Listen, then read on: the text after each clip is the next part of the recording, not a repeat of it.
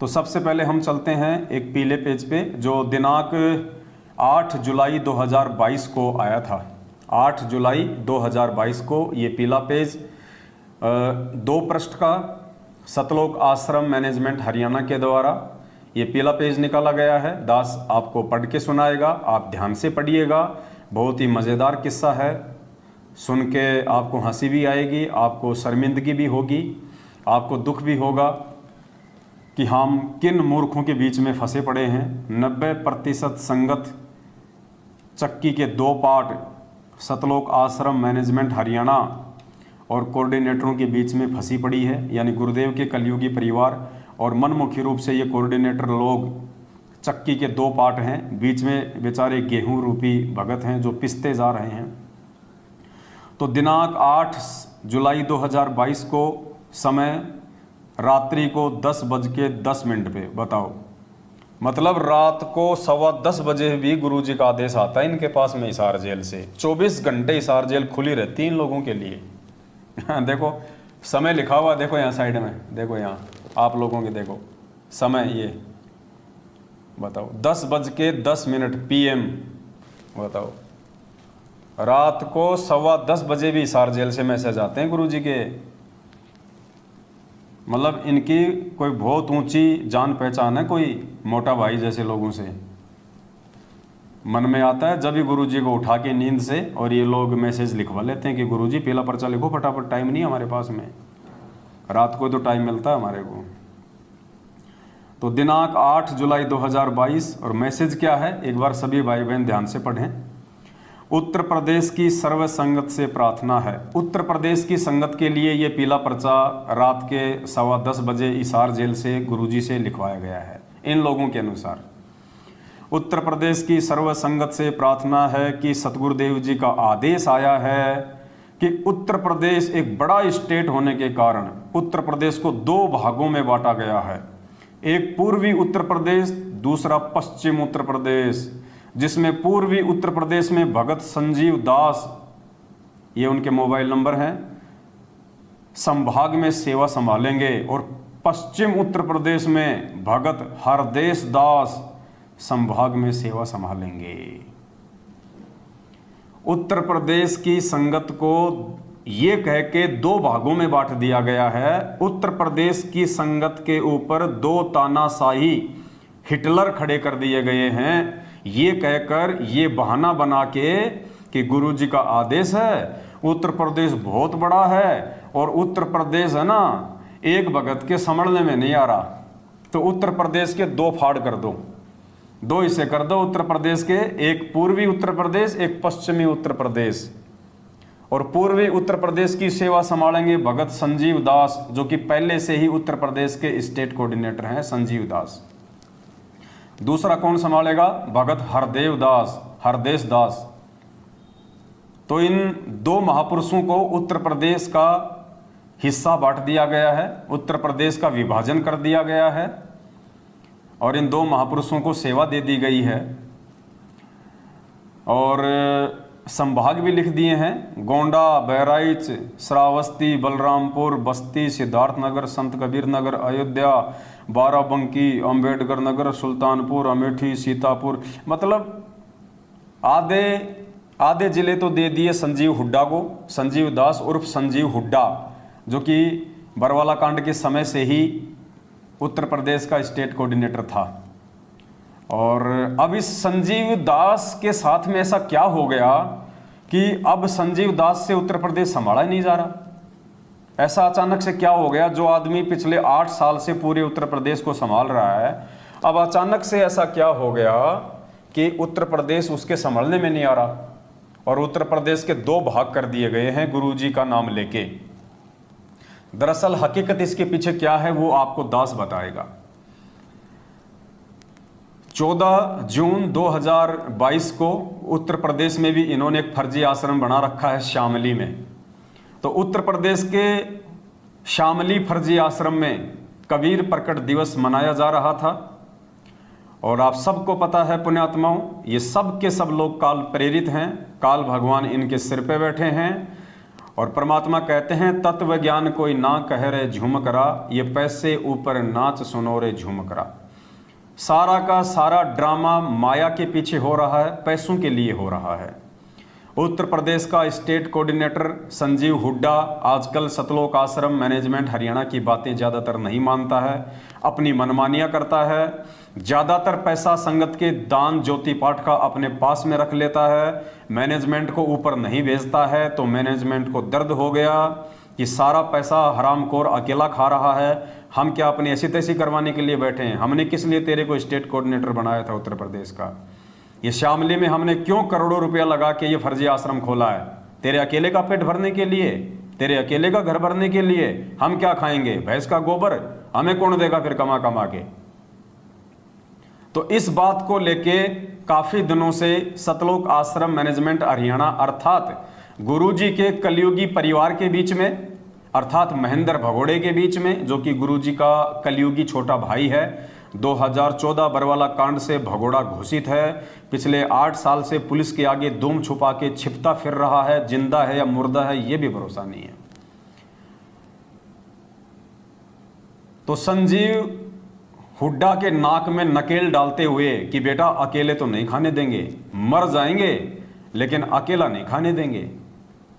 तो मैनेजमेंट ने अपना एक पालतू कुत्ता और खड़ा कर दिया, कोई हरदेश नाम का है, उसको खड़ा कर दिया संजीव हुड्डा के बराबर में। अपने आत्माओं एक स्टेट में यदि 2 स्टेट कोऑर्डिनेटर बनेंगे तो जाहिर सी बात है उन दोनों स्टेट कोऑर्डिनेटर में भी 36 का आंकड़ा रहेगा, क्योंकि जहां पूरे स्टेट का माल अकेला संजीव हुड्डा खा रहा था, अब आधे स्टेट का माल दूसरा व्यक्ति खाने के लिए आ गया, तो कुत्ता लड़ाई तो जाहिर सी बात है। भगत तो बन के रहेंगे नहीं वो दोनों, भाई भाई बन के तो रहेंगे नहीं वो दोनों में 36 का आंकड़ा। हरदेश दास जो कि नया नया है, सतलोक आश्रम मैनेजमेंट हरियाणा के द्वारा भेजा गया, और संजीव हुड्डा जो कि पहले से स्टेट कोऑर्डिनेटर है। तो अब इन दोनों को सेवा बांट दी गई 50-50 उत्तर प्रदेश की। और मजेदार वाकया क्या हुआ, हजारों की संख्या में संगत ने भी अपनी आंखों से देखा। कबीर प्रकट दिवस 14 जून 2022, इसी बात को लेके सतलोक आश्रम शामली उत्तर प्रदेश में सतलोक आश्रम मैनेजमेंट हरियाणा के मुख्य व्यक्तियों के बीच में बहस छिड़ गई, पैसों को लेके, माया को लेके, आश्रमों के बंटवारों को लेके।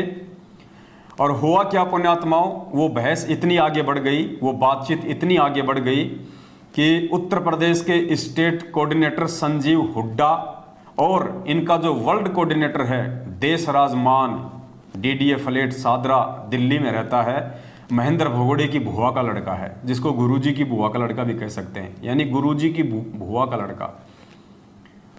तो गुरुजी की बुआ का लड़का जिसको महेंद्र भगोड़े ने वर्ल्ड कोऑर्डिनेटर बना रखा, यानी सभी कोऑर्डिनेटरों का बाप।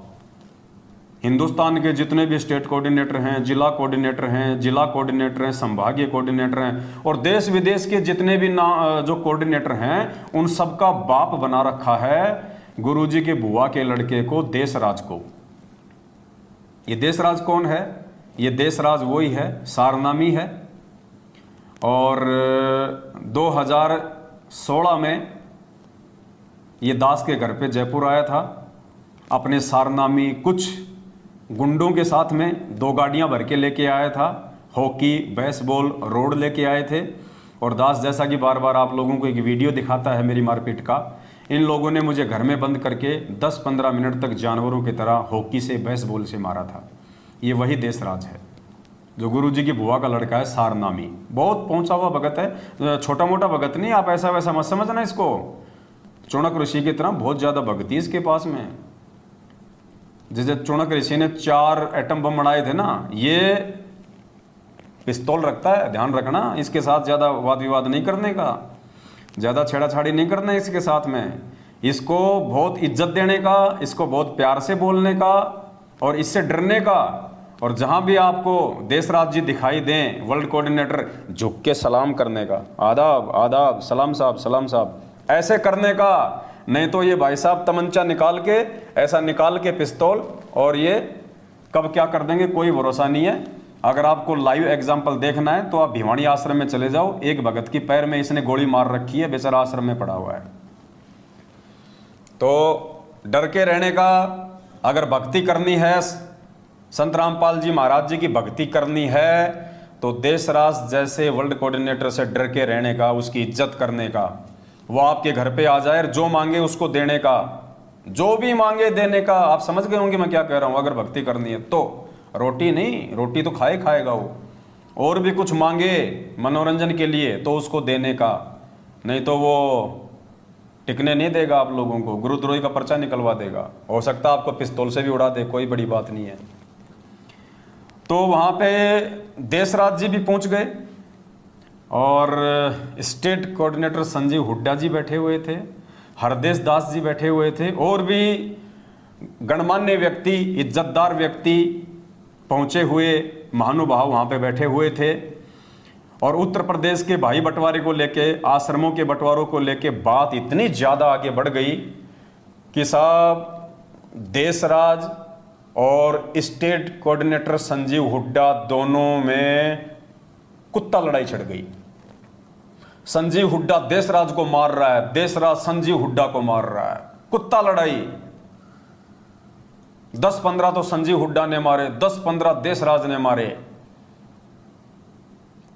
और पूरी संगत ने देखा वहां पे, सिर्फ आश्रमों के बंटवारों को लेके। क्योंकि भाई साहब बिना गुरुजी की आज्ञा के, बिना गुरुजी के आदेश के अगर तुम आश्रम खोलोगे तो कुत्ता लड़ाई छिड़ेगी, बताओ। हजारों की संख्या में संगत ने वहां पे देखा।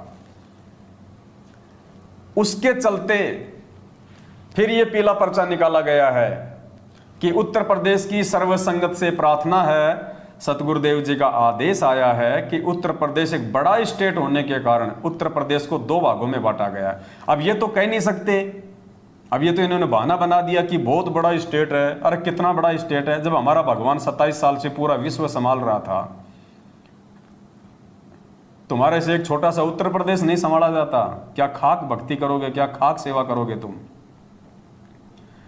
अगर ये कहें कि आश्रम के बंटवारे को लेके वहां पे लड़ाई छिड़ गई थी जिस कारण से हमने 2 स्टेट कोऑर्डिनेटर बनाने पड़े, तो इनकी बेइज्जती हो जाती है, संगत को सच्चाई समझ में आ जाती है। तो आपको पता ही है, अंत में इनके पास एक ही बहाना होता है, गुरुजी का आदेश। इनको पता है संगत मरेगी, लुटेगी, पिटेगी तो गुरुजी के आदेश के नाम पे पिटेगी। तो गुरुजी का आदेश बता दिया, ये पीला पर्चा निकाल दिया कि उत्तर प्रदेश एक बहुत बड़ा स्टेट होने के कारण उसको 2 भागों में बांटा जा रहा है। गुरुजी का आदेश है। पूर्वी उत्तर प्रदेश संजीव हुड्डा को दे दिया जाता है और पश्चिमी उत्तर प्रदेश हरदेश दास को दे दिया जाता है। तो ये आश्रमों के बंटवारों को लेके ये कुत्ता लड़ाई हमारे बड़े भाई साहब सतलोक आश्रम मैनेजमेंट हरियाणा वालों के बीच में छुड़ चुकी है। अब दास आपको थोड़ा सा इनका चरित्र भी बता देता है, दोनों महापुरुषों का। देखो जी, देश राज्य के बारे में मैं ज़्यादा देखो कुछ नहीं बोलूँगा, हाँ, क्योंकि देखो बंदूक रखता है वो, पिस्तौल रखता है भाई उसका कोई भरोसा नहीं भाई, कब किसके पैर में मार दे, कब किसकी कनपटी में मार दे। क्योंकि ये तो गुंडे आदमी हैं, ये भगत तो है नहीं, ये तो गुंडे आदमी हैं, माफिया हैं, गैंगस्टर टाइप के आदमी हैं। ये तो खाली भगत तो खाली एक लिबास पहन रखा है, भगत का तो खाली एक चोला पहन रखा है। जैसे राजनीति में आने के बाद में राजनेता लोग होते हैं, वो सफ़ेद कपड़े तो केवल दिखावे के लिए पहनते हैं कि हम बहुत शांति प्रिय आदमी हैं, बहुत शांति पसंद आदमी हैं, हम बहुत सीधे साधे आदमी हैं। देखो खाली एक 200-500 रुपये का कुर्ता पजामा पहनते हैं खादी का, वो तो केवल जनता में दिखाने के लिए। अंदर वो क्या क्या करते हैं वो सबको पता है। तो देशराज जी देखो भाई साहब बहुत पहुँचे हुए गुंडे हैं, मैं उनके बारे में ज़्यादा कुछ बोलूँगा नहीं। और ऐसे गुंडे सदियों के बाद कभी कभी कोई माता पैदा करती है, तो उस माता को भी मेरा नमन है जिसने ऐसा महान गुंडा पैदा कर दिया संत रामपाल जी भगवान की संगत को बर्बाद करने के लिए। हाँ भाई, थोड़ी इज्जत से बोला करो, ऐसे मत बोला करो उनको गुंडा उंडा। हाँ, ऐसे वो गर्म खोपड़ी का आदमी है, आपने देखी नहीं उसकी फोटो? दिखाऊं क्या? एक सेकंड, कहाँ गए गुंडे महाराज? वो देशराज जी महाराज कहाँ गए? ये देखिए, देखा, शक्ल से ही गुंडा लग रहा है, एक नंबर का। बताओ, इज्जत दिया करो जब तुम्हारे घर पे आऊँ तो कभी ये सलाम ठोका करो इनको, नहीं तो ये बगल में पिस्तौल रखता है, लाइसेंस भी ले रखा है, ध्यान रखना, मारने के बाद में फिर कुछ नहीं। और संजीव हुड्डा जी, संजीव हुड्डा जी के भी दर्शन करवा देते हैं आपको थोड़े से। ये देखिए, ये हैं संजीव हुड्डा जी, ये देखिए, ये संजीव हुड्डा है उत्तर प्रदेश का स्टेट कोऑर्डिनेटर, जो अकेला अकेला, अरे नालायक इंसान, थोड़ा थोड़ा उनको भी दे देता। अब गया ना है, अगर थोड़ा थोड़ा थोड़े थोड़े टुकड़े अगर उन बड़े कुत्तों को भी डालता रहता और थोड़े थोड़े टुकड़े तू भी खाता रहता तो नहीं जाता ना उत्तर प्रदेश हाथ से, हैं? अब करवा लो अपनी ऐसी तैसी, दे दिया आधा उत्तर प्रदेश अपने मामा जी को। मूर्ख आदमी, सलाह ले लेता, 7 साल से शंका समाधान कर रहे हैं, अकेले में फ़ोन कर देता कि भगत जी मेरी ऑडियो को वायरल मत करना और मेरे को ये सलाह दे दो ऐसी स्थिति में मेरे को क्या करना चाहिए, तो दास तेरे को बता देता। मूर्ख आदमी, ना घर का रहा ना घाट का, धोबी का कुत्ता बन के रह गया, आधा उत्तर प्रदेश दे दिया। ऐसे 7 साल से ऐसे ही रगड़म पट्टी खेल रहा था क्या? नालायक आदमी। ऐसे ऐसे मूर्ख व्यक्ति पैदा हो गए दुनिया में, अब क्या बताएं आप। तो सबसे पहले दास आपको देशराज जी का थोड़ा सा चरित्र दिखा देता है कि ये कितने बड़े सारनामी हैं, कितने बड़े भगत हैं। ये धन्य है इसकी माता जिसने इतना बड़ा गाड़ीबाज पैदा किया और फिर इसको संत रामपाल जी की संगत से काल भगवान ने जोड़ दिया भगतों की ऐसी तैसी करने के लिए, जो आज कर भी रहा है सबका बाप बन के, स्टेट कोऑर्डिनेटर बन के। तो थोड़ी सी इसकी झलक दास आपको दिखा देता है देशराज जी की। जी लगा के बोला करो भाई इनको, ऐसे छोटा मोटा आदमी नहीं आजकल, ये बहुत बड़ा आदमी है।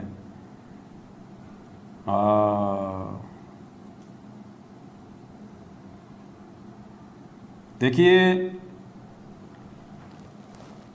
जब ये देशराज जी दास के घर पे आए, दास के साथ में मारपीट की इन्होंने, उसके बाद में दास ने सोशल मीडिया पे इनकी फ़ोटोएं डालनी शुरू कर दी, पोस्टर बना बना के डालने शुरू कर दिए थे। तो उसके बाद इसने क्या किया, मेरे को व्हाट्सअप कॉल किया, किसी दूसरे के नंबर से मेरे को व्हाट्सअप कॉल किया। अब खुदा न खास्ता उस समय मैंने दूसरे मोबाइल में रिकॉर्डिंग चालू कर रखी थी, ये भी मालिक की दया थी, परमात्मा ने रिकॉर्डिंग इसकी करवानी थी, क्योंकि व्हाट्सअप कॉल पे रिकॉर्डिंग होती नहीं। तो इसने सोचा जी भर के गालियाँ निकाल ले, और व्हाट्सअप कॉल पे रिकॉर्डिंग होती नहीं, लेकिन मालिक तो अंतर्यामी है। जिस समय इसका फ़ोन आया, दास ऐसे मोबाइल में कुछ रिकॉर्डिंग कर रहा था, तो रिकॉर्डिंग वो चालू रह गई। तो भाई साहब की वो व्हाट्सएप कॉलिंग की रिकॉर्डिंग जो है वो रिकॉर्ड हो गई। तो जब मैंने इसके फ़ोटो डालने शुरू किए सोशल मीडिया पे, तो ये तो सामाजिक आदमी है, ये तो समाज में ज़्यादा उठता बैठता है, इसका तो भाईचारा जगत में ज़्यादा है, भगतों में भाईचारा कम है, जगत में ज़्यादा है। तो इसने देखा कि तेरी तो फ़ोटो वायरल हो रही है, तेरी तो बेइज्जती हो जाएगी, लोग तेरे बारे में क्या सोचेंगे, अगर तेरे किसी यार दोस्त ने, तेरे किसी माफिया गैंगस्टर भाई ने अगर देख लिया तो तेरी तो इज्जत कहीं की नहीं रहेगी। तो गुस्से में भर के इसने दास को फ़ोन किया और क्या बोलता है, ऑडियो ध्यान से सुनना। ये दास को कहता है कि हरामजादे मेरी फ़ोटो क्यों डाल रहा है। दास ने कहा भी डालूंगा, एक बार नहीं 1000 बार डालूंगा। तो कहा कि तेरी छोरी को मैं कोठे पे बैठा दूंगा। क्या बोला देशराज, तेरी लड़की को कोठे पे बैठा दूंगा। कोठे पे मतलब इसके कोठे वालियों से भी संपर्क है भाई साहब।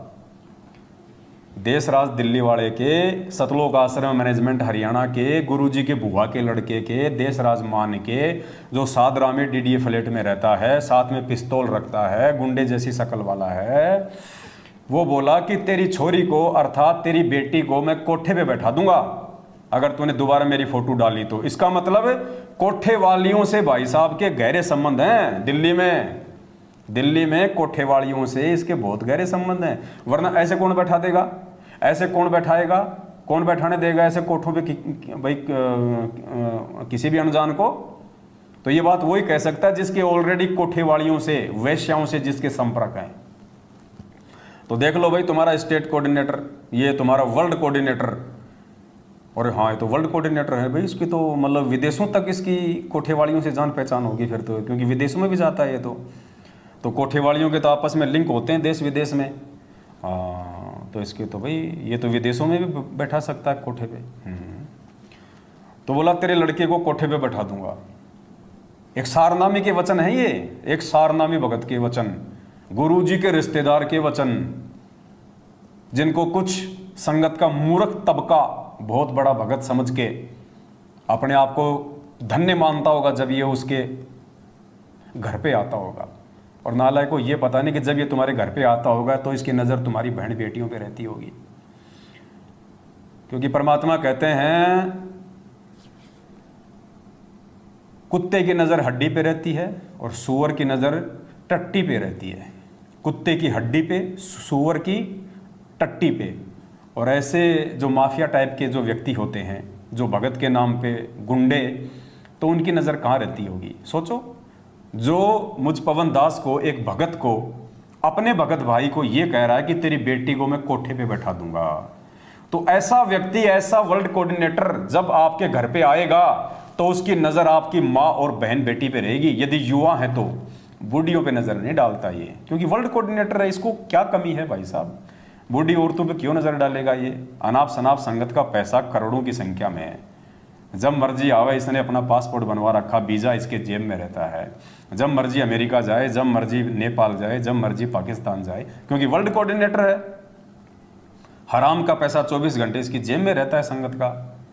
तो ये बड़ी बूढ़ियों पे क्यों नज़र डालेगा? ये तो जवान पे नज़र डालेगा। तो भाई साहब सोच समझ के अपने घर पे इसको बुलाओ, तो सोच समझ के बुलाना। वर्ल्ड कोऑर्डिनेटर है, फिर तुम इसको रोक भी नहीं पाओगे, तुम इसको दबा भी नहीं पाओगे, तुम इसको रोक भी नहीं पाओगे, क्योंकि वर्ल्ड कोऑर्डिनेटर है। अगर भक्ति करनी है तो फिर इसकी हर बात माननी पड़ेगी, गुलामी सहन करनी पड़ेगी। तो सुनिए देशराज भाई साहब क्या कह रहे हैं कि तेरी छोरी को कोठे पे बैठा दूंगा। और फिर दास को क्या कह रहा है कि अपने साले के मुंह में मूतूंगा, अपने साले के मुंह में मूतूंगा। बताओ, मेरे मुंह में मूतेगा वो? अब बताओ, इसने मुंह में मूतने की रिहर्सल भी कर रखी है।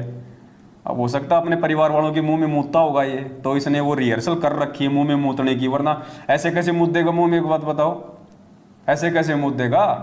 तो इसको अच्छे से पता कि मुंह में कैसे मूता जाता है। वर्ल्ड कोऑर्डिनेटर भाई, पावर है इसके पास, मुंह में मूत दे, आंख में मूत दे, मूत दे तो मूत दे, कौन सी बड़ी बात है? बताओ, घर की भाई लिखने वाला काका, इसको कौन रोक दे भाई साहब? तो ये बहुत पहुंचा हुआ आदमी है, बहुत पहुंचा हुआ महापुरुष है। सतलोक आश्रम मैनेजमेंट हरियाणा का वर्ल्ड कोऑर्डिनेटर, महेंद्र भगोड़े की बुआ का लड़का, देशराज मान। फोटो एक बार फिर से दिखा देता हूँ भाई बहनों को, ध्यान रखना। ये ऐसा ऐरा गैरा आदमी नहीं है, कहीं तुम सोचो ऐसे ऐरा गैरा आदमी है, वर्ल्ड कोऑर्डिनेटर है। देखो ये देखो, शक्ल से देखो कितना बड़ा गुंडा लग रहा है। देखो मुंह देखो इसका, ऐसा लग रहा है जैसे इसने भी कई बार मुंह में मुतवाया हो। ये देखो, हाँ। चलिए अब चलते हैं अपन भाई साहब के एक उस वीडियो के ऊपर जिसका दास ने अभी जिक्र किया था कि अपने साले के मुंह में मूतूंगा और तेरी छोरी को कोठे पे बैठा दूंगा। ठीक है भाई साहब, बैठा सकते हो तुम, काल का लोग है, तुम काल के एजेंट हो, तुम्हें कौन रोके? तो ध्यान से सुनो भाई बहनों। हेलो हेलो हेलो हेलो, हाँ लिया। हेलो, हाँ जी, कौन बोल रहे हो? कौन बोल रहे हो? कौन बोल रहे हैं? तेरा बाप बोल रहा हूँ। तेरी साड़ी तो छोड़ दिया था, पता नहीं छोड़ने का तुझे, ध्यान रखिए। कब तेरे मैं बोला रे भाई साहब कौन बोल रहे हो? बोले तेरा बाप बोल रहा हूँ। अरे मेरे बाप को तो मरे हुए 1-1.5 साल हो गई। तेरा बाप बोल रहा हूँ, मेरे साले अब का तो तने छोड़ दिया था, अब की बार नहीं छोड़ने का। बताओ, मतलब 2016 में तो तेरे को मार के नहीं गए, छोड़ दिया था, अब की बार नहीं छोड़ूंगा, तेरा बाप बोल रहा हूँ। वाह जी बापू जी। देशराज, मेरा भी दूसरा नाम देशराज ही है, गांव में मेरे को देशराज ही कहते हैं। पवन तो मेरा डॉक्यूमेंट्स में नाम है, बाकी मेरे रिश्तेदार गांव वाले सब मेरे को देशराज ही कहते हैं। तो बोलो देशराज का देशराज बाप। यार कमाल के स्टेट कोऑर्डिनेटर पाल रखे हैं महेंद्र भगोड़े ने भाई, कमाल के गुंडे पाल रखे हैं भाई, तगड़े। हेलो हेलो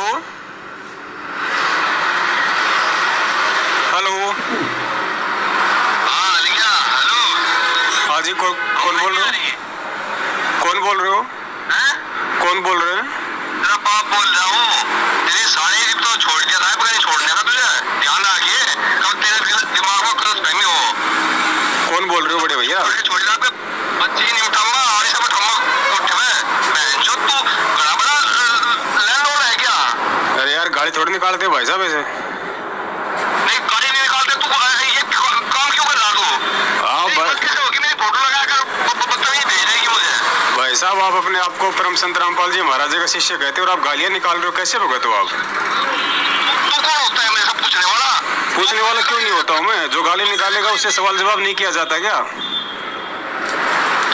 तू फोटो कैसे डाल मेरे? फोटो डालूंगा 1000 बार डालूंगा 100 बार डालूंगा। अब के बाद तेरे मुंह में मुत्तू में ध्यान रखिए और डाल तो मुंह में मुत्तोगे। ध्यान रख मुंह में मुत्तोगे क्या? अरे भाई साहब नहीं, कपड़ा तो लगे जी, कपड़ा तो वो कहाँ मेरा वो वाइट वाला तो पीछे रहता है। ऐसे नहीं बात बनती, ऐसे नहीं पता नहीं भाई साहब, इसका कोई भरोसा नहीं है भगत जी। ये कब मूत दे, ये मोबाइल में मूत दे, इसका भरोसा नहीं, क्योंकि ये वर्ल्ड कोऑर्डिनेटर है। छोटा मोटा कोऑर्डिनेटर हो तो बात अलग है, अब वर्ल्ड कोऑर्डिनेटर क्या पता मुंह में मूत दे, तो मैं तो अपना मुंह का पहले ही इंतजाम कर लेता हूँ। बताओ कौन बोल रहे हैं? तेरा बाप बोल रहा हूँ। तेरी सारी जिप तो छोड़ दिया था, नहीं छोड़ने का तुझे ध्यान रखिए। कब तेरे दिमाग में क्रस फहमी हो। कौन बोल रहे हो बड़े भैया? छोड़ दिया बच्ची नहीं उठाऊंगा और इसे उठाऊंगा उठ में जो तू बड़ा बड़ा लैंडलॉर्ड है क्या? अरे यार गाड़ी थोड़ी निकालते भाई साहब ऐसे। नहीं गाड़ी नहीं निकालते तू ये काम क्यों कर रहा तू? हाँ कैसे होगी मेरी फोटो लगाकर बदतमीजी भेज रही है मुझे। भाई साहब आप अपने आप को परम संत रामपाल जी महाराज जी का शिष्य कहते हो और आप गालियां निकाल रहे हो, कैसे भगत हो आप? तू कौन होता है मेरे से पूछने वाला? पूछने वाला क्यों नहीं होता हूँ मैं? जो गाली निकालेगा उससे सवाल जवाब नहीं किया जाता क्या? तू फोटो कैसे डाल मेरे? फोटो डालूंगा 1000 बार डालूंगा 100 बार डालूंगा। अब के बाद तेरे मुंह में मुत्तू में ध्यान रखिए और डाल तो मुंह में मुत्तोगे। ध्यान रख मुंह में मुत्तोगे क्या?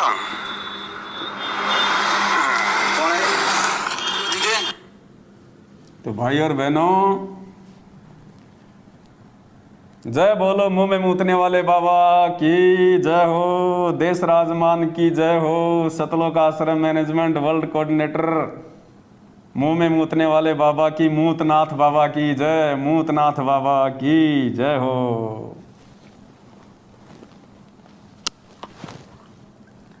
सावधान,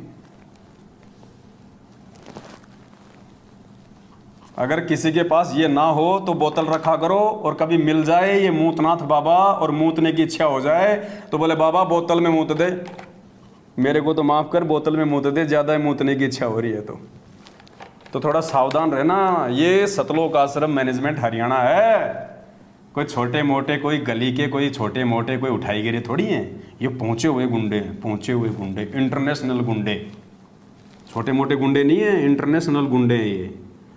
तो एक तो ये श्यामली आश्रम में जो कुत्ते की तरह वहाँ पे मारपीट कर रहा था, लड़ाई लड़ रहा था, और दूसरा कौन?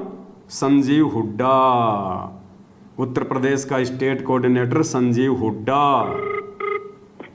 अब संजीव हुड्डा की आपको ऑडियो सुनाते हैं। गालीबाज संजीव हुड्डा। पहले जो रामचंद्र जी थे कानपुर वाले, वो हमारे साथ में थे, बीच में अभी वो थोड़े से रास्ते से डगमग हो गए हैं, चलो कोई बात नहीं, जितने उनके संस्कार थे। तो उस समय रामचंद्र जी ने संजीव हुड्डा से बात करी थी, क्योंकि पहले ये जब हमने जो बरवाला कांड हुआ था ना 2014 में, तो ये क्या करते थे मैनेजमेंट वाले, 18 नवंबर के दिन हर साल ये काला दिवस मनाते थे। तो रामचंद्र जी ने सवाल किया, भाई काला दिवस क्यों मना रहे हो, लखनऊ में क्या कर रहे हो, 18 नवंबर को क्या कर रहे हो? तो स्टेट कोऑर्डिनेटर भाई साहब क्या कह रहे हैं पता है? बातों बातों में रामचंद्र जी को कह रहे हैं कि रामचंद्र रंडी के बीज, बताओ रंडी के बीज, बताओ। अब ये तो कोई रांडबाजी बोल सकता है ऐसी भाषा, तो रंडी का बीज तो कोई भगत तो बोलेगा नहीं।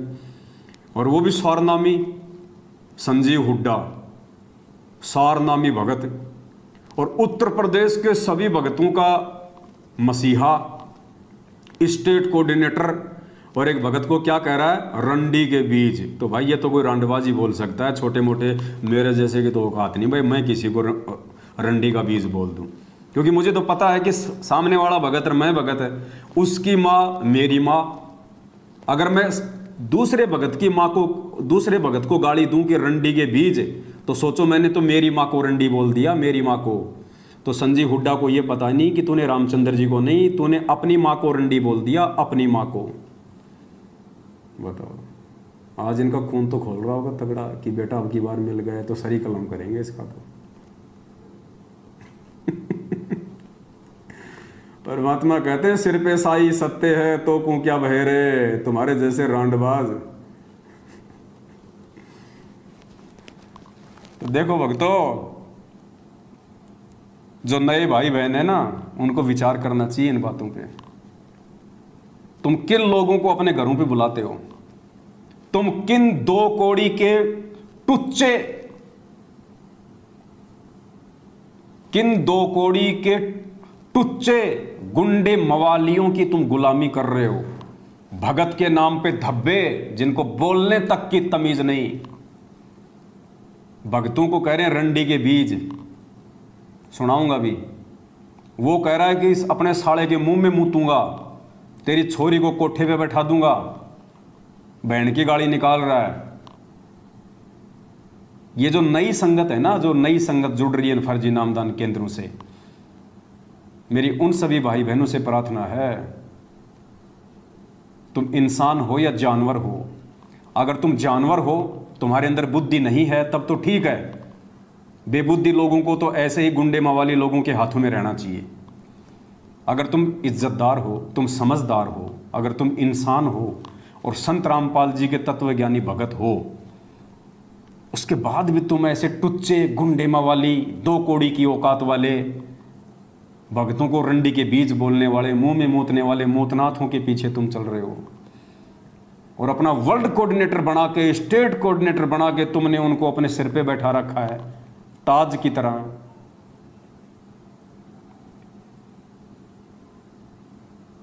भाई विचार करने की बातें हैं ये। तो संजीव हुड्डा की ऑडियो सुनो अब, और सुनना उसकी गाड़ी।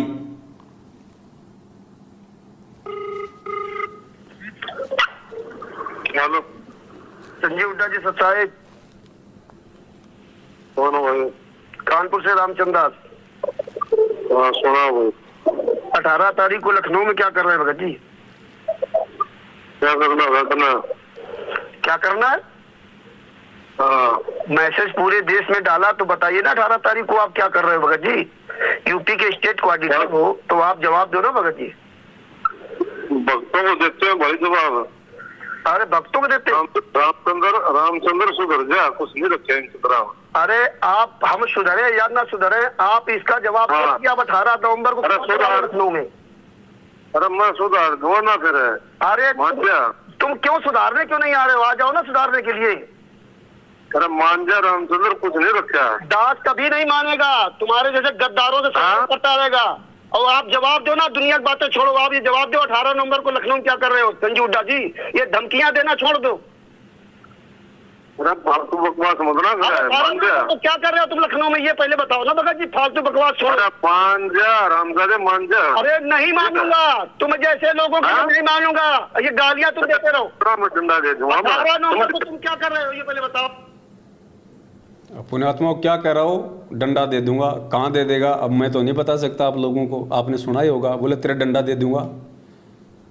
रामचंद्र जी से प्रार्थना करता हूँ भाई, कोई जैसे वाटर प्रूफ बोतल आती हैं ऐसे ही लठ प्रूफ चड्डी पहनना शुरू कर दे मेरे भाई। ये महागुंडे आदमी हैं, इनका कोई भरोसा नहीं है। क्या कह रहा, ध्यान रखना, डंडा दे दूंगा तेरे। ये स्टेट कोऑर्डिनेटर के वर्ड हैं, स्टेट कोऑर्डिनेटर के।